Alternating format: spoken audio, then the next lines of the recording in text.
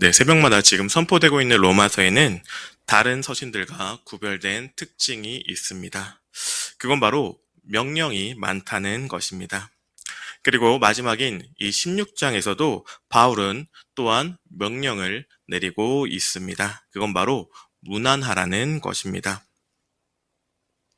오늘 본문에서는 이 문안하라는 명령이 많이 나왔는데 우리말 성경에서 총 18번이 나오게 되었습니다. 문안이라는 것은 간단히 말하면 인사를 하는 것입니다. 인사하며 서로의 안부를 묻는 것, 그것이 바로 문안입니다. 하지만 단순히 안녕이라고 말하는 것만은 문안이 아닙니다. 그리고 그냥 단순히 안녕 서로 안부를 묻거나 그 정도로 바울은 명령하지 않았습니다. 주님 안에서 서로의 마음을 다하고 그리고 공동체에 대한 관심을 서로 진심으로 궁금하고 진심으로 알아가는 것, 그리고 그 안부를 묻는 것, 그것이 바로 문안입니다. 즉, 서로를 인정하며 서로를 격려하고 세워주는 것이 바로 본문에 나오는 문안입니다. 그럼에도 여기서 우리가 알 수 있는 것은 바울은 특별히 이름들을 언급하면서 교회가 서로를 귀하게 여기고 서로를 격려하도록 권면하고 있습니다. 오늘 본문에서는 교회 안에서 사랑의 관계에 대해서 생각하게 됩니다. 주님이 보여주신 사랑으로 형제 자매에게 그 사랑을 실천하는 것을 우리는 깊이 묵상해야 하는 줄 믿습니다. 우리가 보여주지 않고 행하지 않으면 마음으로만 품고 있다면 사실 그 누구도 알 수는 없을 것입니다. 그냥 마음속에 담아두고 감춰두는 것이 아니라 바로 드러내면서 서로 사랑을 드러내면서 문안하는 것, 그것이 바로 주님의 사랑의 관계에 합당한 자들인 줄 믿습니다. 오늘 본문에서 여러 사람들이 나오고 있습니다. 그리고 그 중에 구분해서 봤으면 하는 사람이 한 분 있습니다. 그건 바로 베베입니다. 바울이 가장 먼저 문안한 성도는 바로 베베였습니다. 베베는 로마 교회의 성도가 아니라 바울이 로마 교회로 천거한 사람입니다.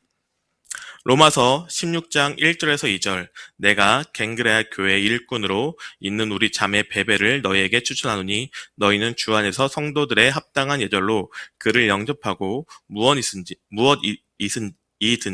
그에게 소용되는 바를 도와줄지니 이는 그가 여러 사람과 나의 보호자가 되었음이라. 아멘. 바울은 본문처럼 베베를 로마 교회에 추천하게 되었습니다. 바울은 베베를 로마 교회가 가족으로 받아들이고 그녀를 도와줄 것을 로마 교회에 부탁하고 있습니다. 바울은 베베를 세 가지로 이야기하고 있습니다. 일꾼, 그리고 자매, 그리고 보호자로 표현하고 있습니다. 베베는 교회의 일꾼이었습니다. 항상 주님을 위해 수고하고 헌신하는 자였습니다. 또한 베베는 주님 안에 있는 자매였습니다. 그리고 베베는 바울과 같이 여러 사람들을 섬기고 헌신하는 보호자이자 후원자였습니다. 그 모습들이 우리 주님의 기쁜 교회 교인들이 행하여야 되고 우리가 닮아야 되는 믿음인 줄 믿습니다. 우리가 바로 일꾼이고 우리가 바로 형제 자매이며 우리가 서로를 보호하며 후원해야 하는 줄 믿습니다. 그것이 바로 바울이 이야기하고 바울이 우리에게 보여주는 가장 복된 그리스도인의 모습인 줄 믿습니다. 주님의 몸이신 교회만을 섬기기 위해 자신의 모든 것을 드린 베베처럼 우리도 주님의 몸을 세우기 위해서 항상 헌신하고 항상 행하는 우리가 되는 줄 믿습니다. 그리고 오늘 본문을 통해 로마 교회의 중요한 특징들을 우리는 확인할 수 있습니다. 첫 번째로 차별이 없는 교회라는 점입니다. 제가 오늘 지금 언급한 베베, 그리고 브라스가, 그리고 마리아 등, 그리고 유니아가 그렇습니다. 오늘 본문에 나오는 여러 이름들이 있는데 우리가 보기에는 다 비슷한 이름 같지만 사실 그 이름의 의미를 따져보면 꽤 다양한 출신의 이름이란 것을 알 수 있습니다. 유대인도 있고 이방인도 있습니다. 자유인도 있지만 노예도 있습니다. 부유한 신분들도 있고 신분이 낮은 사람도 있습니다. 그리고 특별히 여자 이름이 많이 나옵니다. 다들 알다시피 그 당시 여자는 사람의 숫자에 포함되지도 않는 그런 대접을 받고 있는 중이었습니다. 그런데 특별히 바울이 언급한 26명 중에 9명이 여자였습니다. 당시 여자의 사회적 지위를 생각해 볼 때 이 기록은 굉장히 특별한 기록입니다. 교회 일꾼을 언급된 베베까지 생각해 보면 정말 특별한 기록인 겁니다.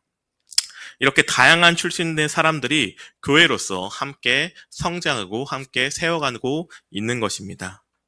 지금처럼 우리 주님의 기쁜 교회 건물이 있는 것이 그 당시엔 아니었습니다.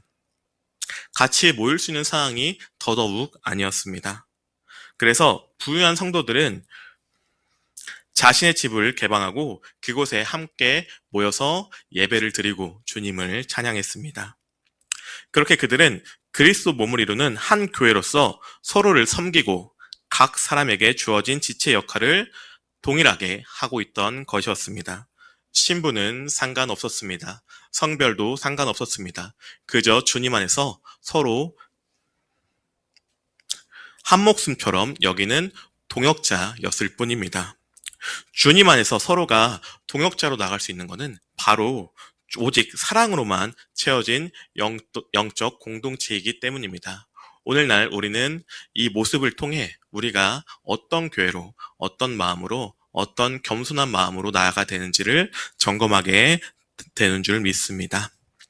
그리고 둘째로 핍박당하는 교회였습니다. 당시 경제적으로 높은 위치에 있었으나 복음으로 인해 협박당하고 심지어 자살을 강요까지 받는 이들이 많았습니다. 그들이 마땅히 누려야 할 기득권과 권세까지도 복음을 위해 자발적으로 내려온 이들이었습니다. 바울은 그들에게 동역자라고 칭했습니다. 이 동역을 한다는 것은 같이 함께 세워가고 같이 함께 그 고난을 이겨낸다는 뜻입니다.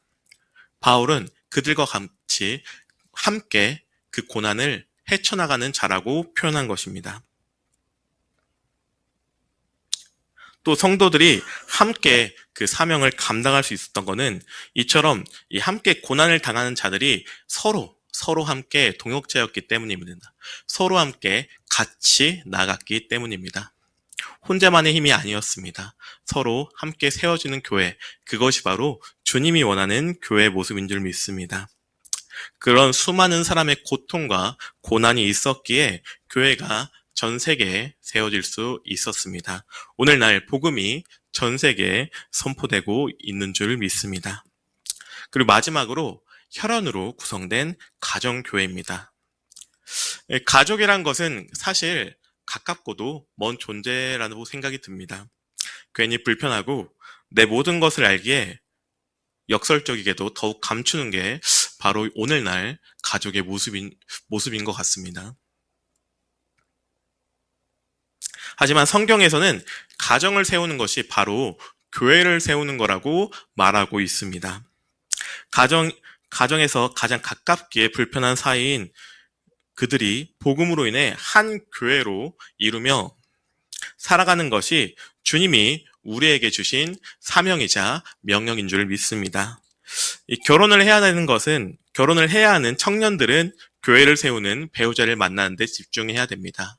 결혼을 하시고 그리고 가정을 이루신 분들은 만약에 그 가정이 교회가 아니라면 그 교회가 되기 위해서 갈급하게 주님께 구해야 합니다. 그것이야말로 주님이 원하는 가정교회의 모습이자 주님이 원하는 결혼이고 주님이 원하는 모습인 줄 믿습니다. 그것이 마땅한 주님의 사랑을 하는 자들의 모습인 줄 믿습니다. 오늘날 우리가 해야 할 일은 굉장히 단순합니다.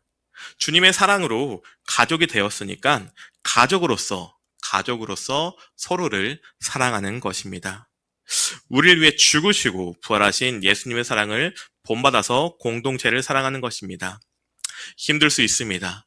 시간적으로 그리고 육적으로 피곤할 수 있습니다. 하지만 우리가 나의 노력이 아닌 오직 부활하신 주님의 능력, 오직 전지전능한 성령님의 능력만을 의지한다면 우리가 건강하고 사랑 관계 속에 있는 그런 영적 공동체를 같이 키워갈 수 있을 줄 믿습니다. 우리는 부활하신 주님을 따르는 주님의 사명을 받은 자, 그리고 사랑의 영적 공동체입니다. 그래서 우리는 항상 주님의 사랑을 본받아 서로를 사랑하고 사랑하는 저와 그리고 주님의 기쁜 교회 여러분이 되길 기도하고 기도합니다. 네, 기도하겠습니다. 하나님 아버지 감사합니다. 주님 안에 하나가 되어 사랑 안에 거하는 영적 공동체를 주신 주님 감사합니다. 서로를 비교하지 않으며 정죄하지 않고 오직 주님의 은혜로 세워진 나임을 깨닫고 온전히 사랑으로 서로를 위해 헌신하고 나아가는 공동체 되게 하심을 감사합니다. 온전한 순종자로 주님께만 담대히 나아가겠습니다. 이 모든 말씀 부활하신 예수님의 이름으로 기도합나이다. 아멘.